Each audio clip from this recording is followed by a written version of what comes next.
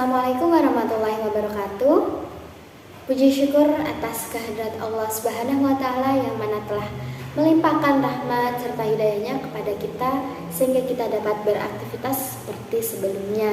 Dan yang kedua kalinya tak lupa juga kita haturkan sholawat serta salam kepada baginda Rasulullah yang mana telah membawa kita dari zaman kegelapan menuju zaman terang benderang, yakni agama Islam, dan juga Rasulullah yang bisa memberikan syafaat beliau kepada kita di yaumul kiamah nanti. Dan semoga kita semua dapat mendapatkan syafaat beliau kelak di yaumul kiamah. Amin amin ya rabbal alamin. Berbicara mengenai kebersihan, kita semua tentunya harus mencintai kebersihan. Kenapa harus mencintai kebersihan? Ya masa kita nggak cinta kebersihan sih gitu ya?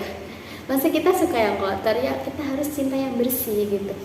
Sebagai umatnya Allah, umatnya Nabi Muhammad, kita harus cinta kebersihan gitu.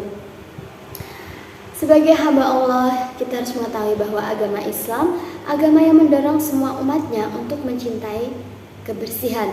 Disebutkan yaitu an-nadhafatu minal iman, kebersihan sebagian dari iman. Berarti dalam kehidupan kita harus menjaga kebersihan lahir maupun batin, jasmani maupun rohani, seperti yang sudah dilaksanakan dan sudah tertanam dalam diri Rasulullah SAW, juga para nabi dan para sholihin gitu. Hadis dari Abu Hurairah, Rasulullah bersabda yang diriwayatkan oleh hadis riwayat At-Tabrani yang artinya, bersihkanlah segala sesuatu semampu kamu, sesungguhnya Allah Subhanahu wa Ta'ala membangun Islam ini atas dasar kebersihan dan tidak akan masuk surga kecuali setiap yang bersih.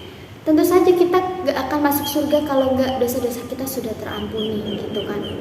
Kita juga harus menjaga kebersihan sebelum kita sholat. Kita harus mandi wajib, kita juga harus berwudu gitu.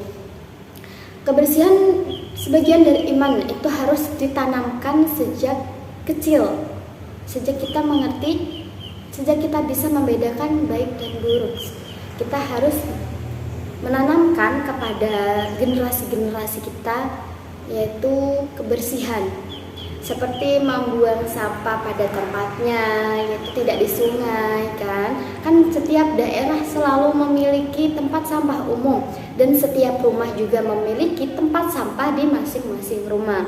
Dengan begitu diharapkan kita bisa membuang sampah pada tempatnya agar tidak terjadi musibah banjir dan juga udara jadi bersih. Kan kalau sampah terus-terusan menumpuk, apalagi sampah bermacam-macam, organik, non-organik, sampah plastik, sampah basah, sampah kering gitu-gitu, kalau jadi satu tertimbun dan lama banget tertimbunnya, itu kan menimbulkan bau yang tidak sedap gitu kan, dan juga bakal mencemari lingkungan, mencemari udara.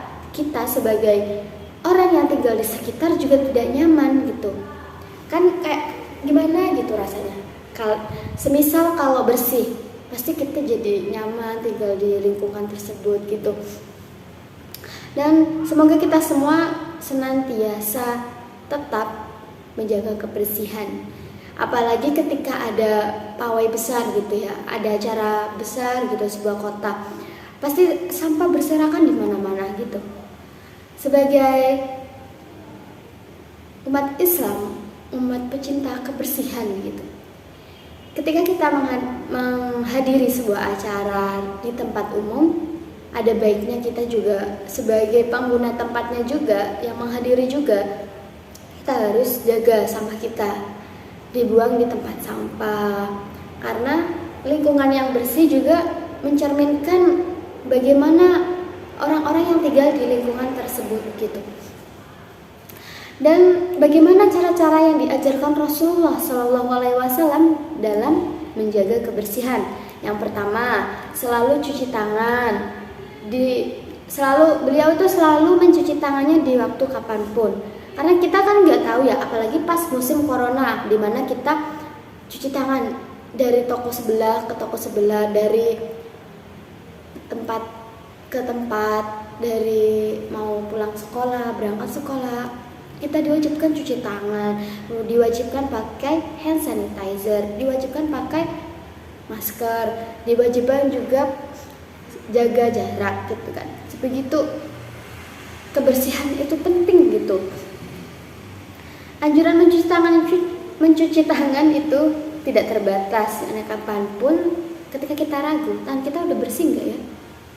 Tangan kita habis pegang apa gitu. Bagi ketika kita pegang HP, kuman yang nempel di HP itu kan bermacam-macam ya gitu. Ketika kita memegang apapun, ketika kita ragu, ya udah cuci tangan aja gitu sampai bersih, pakai sabun, pakai air gitu.